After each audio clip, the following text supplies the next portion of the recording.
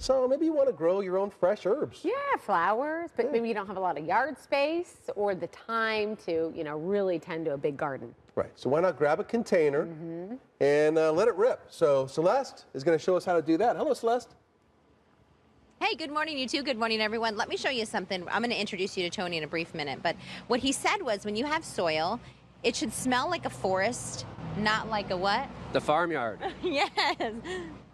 So I wish we had smell-o-vision, but if you like to go camping or like take walks in the forest, that's exactly what that smells like. Good morning to you, Tony. Good morning, Celeste. I love hanging with you because you are so knowledgeable about this stuff. So walk us through the situation here and how we can do this on the cheap and do it quick. All right, well, we are just coming into our spring planting season, and that's going to mean your warmer weather crops such as your tomatoes, eggplants, peppers. And what you want to do is you want to use a biggest container possible. For a tomato, you usually want at least a 5-gallon container. What I've done with this one is simply drilled some holes in the bottom, and we actually are using a really premium soil mix, which I picked up at a local hydroponics store, actually Butler Hydroponics, and that is going to be the Roots Organic Soil. You know what I love about this is that so often you think you need these fancy containers, and this is just a typical bucket you can pick up anywhere, and you can make it happen. Absolutely, and we're actually doing a class here on Saturday, a little workshop on small space container gardening at Sphinx Date Co,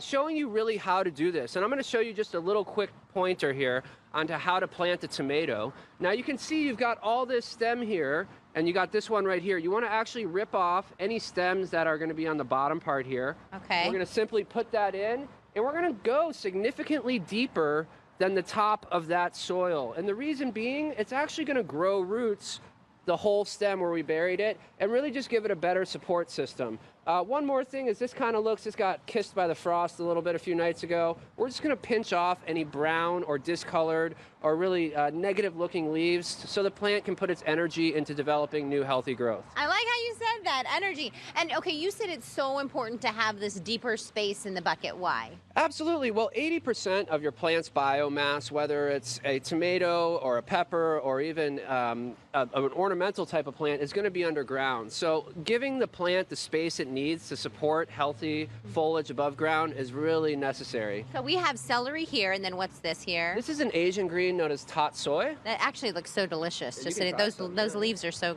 And then try it. let me see. Okay, is it just like a?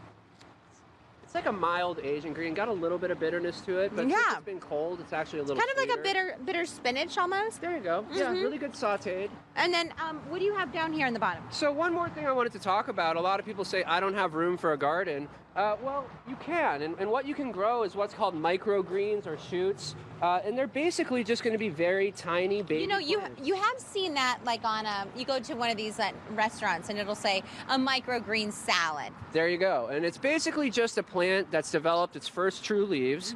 This is a mixture of some different kinds of brassicas. We have broccoli rabe, radish, mustard, and arugula, so this will give a nice mild taste. I'm literally just going to sprinkle these on pretty densely because Okay. the plants aren't going to grow to full size. And then just water it, and then bam, here we go. Cover it, water it, and bam. You can even just cover it with some paper towels until they start to sprout. Okay. Real quick, give me the details on your workshop this weekend. You can check it out at sphinxdateco.com/Tonygrowsfood. And there is a Facebook event, and it is called Growing Food in Small Spaces Container Gardening Workshop at Sphinx Date Co in Old Town Scottsdale. Tony, great job. Thank you. And you too. Then you maybe take a little gander. You know, you go for a walk maybe in the backyard, right, Tony? Absolutely. And then. Well, you're just like a rabbit walking around, just like grabbing got your leaves greens. and eating them. Yeah, I am. Yeah, it keeps me healthy, they good? jumping around. That's as fresh as you get right That there. is. Actually, it's pretty good. That's not even farm to table. That's farm to mouth. It's farm to That's mouth. right. Good. Why muddy things up with a table? Man.